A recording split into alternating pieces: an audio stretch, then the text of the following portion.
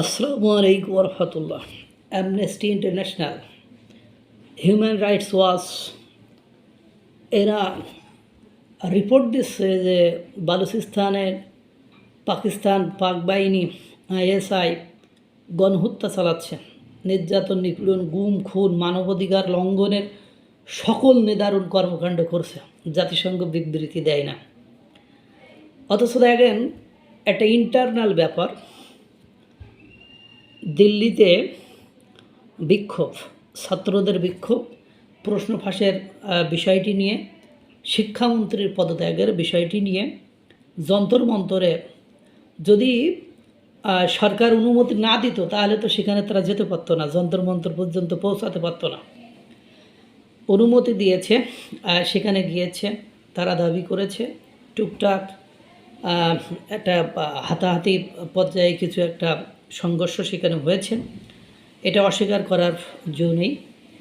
এখন দেখেন, ভারতের কোনো কিছু হলে ইন্টারনাল ইস্যুতে, এরকম ইন্টারনাল একটা নর্মাল ইস্যুতে জাতিসংঘের মতো একটা প্রতিষ্ঠান যেখানে বিশ্বে গণহত্যা চালাচ্ছে একের পর এক, বিশ্বের বিভিন্ন রাষ্ট্র, বিশেষ করে পাকিস্তান, বিশেষ করে বিভিন্ন দেশ, আফগানিস্তান থেকে শুরু পাকিস্তান, ইসরায়েল, মার্কিন যুক্তরাষ্ট্র, বিভিন্ন দেশ গণহত্যা চালাচ্ছে, কোনো বিবৃতি নেই, কোনো কথা নেই, কোনো বিবৃতি নেই, কোনো কিছু নেই। কিন্তু ভারতের ইন্টারনাল ইস্যুতে মার্কিন যুক্তরাষ্ট্র বিবৃতি দেয়।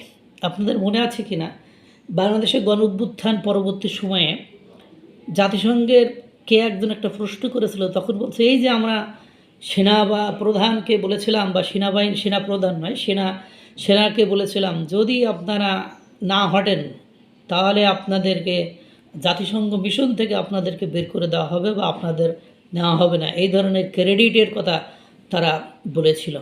পশ্চিমাদের রাতের ঘুম হারাম হয়ে গেছে দিল্লি বিক্ষোভ নিয়ে।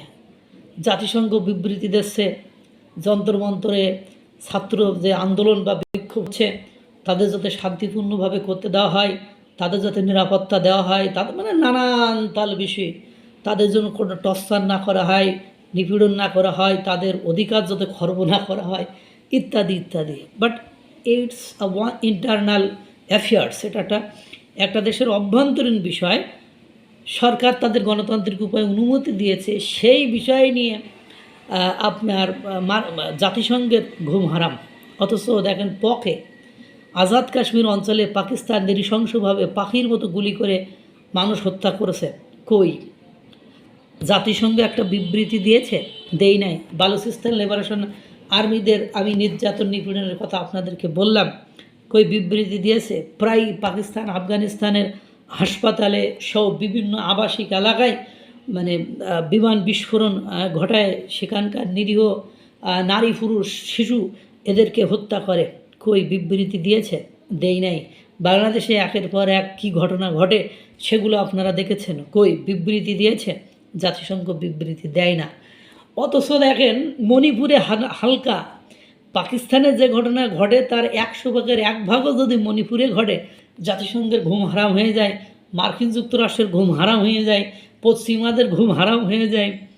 এই যে দিল্লির বিক্ষোভ বা যন্তর মন্তরে ককরোচ জনতা পার্টির যে আন্দোলন ছিল, এই আন্দোলনে পশ্চিমা এবং আপনার জাতিসংঘের একটা হাত ছিল, তারা আলটিমেটলি সেটাকে সাকসেস করতে পারি নাই।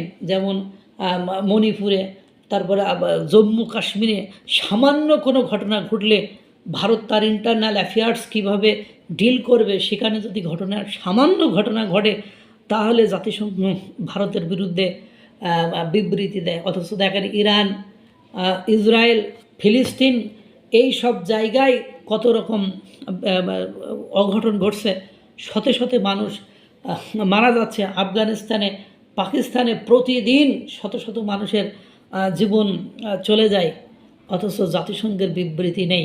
অর্থাৎ জাতিসংঘকে যে 5টা ভেটোদানকারী ক্ষমতা দেশ রয়েছে, সেখানে ভারত তাদেরকে ইনক্লুড করার জন্য বলেছে যে ভেটোদান ক্ষমতা পাওয়ার জন্য যে যে যোগ্যতা থাকে তা কি আমাদের নেই? এটা বলার পর থেকে তাদের ঘুম হারাম হয়ে গেছে। এখন মার্কিন যুক্তরাষ্ট্র, ডোনাল্ড ট্রাম্পের দেশ সহ পশ্চিমারা এবং আপনার জাতিসংঘের ঘুম হারাম হয়ে গিয়েছে। এই দিল্লি বিক্ষোভে আমি প্রথমে হয়তোবা বলেছি যে এখানে আমেরিকার সম্পৃক্ততা রয়েছে, আমেরিকার ডিপ স্টেট এখানে কাজ করছে। জাতিসংঘের বিবৃতি দেখে এটা স্পষ্ট প্রকাশিত হলো যে এদের সম্পৃক্ততা ছিল। আল্লাহ তাআলা সকলকে ভালো রাখুক, সুস্থ রাখুক। আসসালামু আলাইকুম ওয়া রাহমাতুল্লাহ।